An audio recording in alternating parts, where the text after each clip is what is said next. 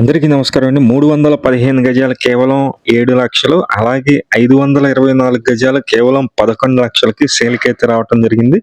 ఇది విజయవాడ నుంచి నూజివీడు వెళ్ళే రూటు.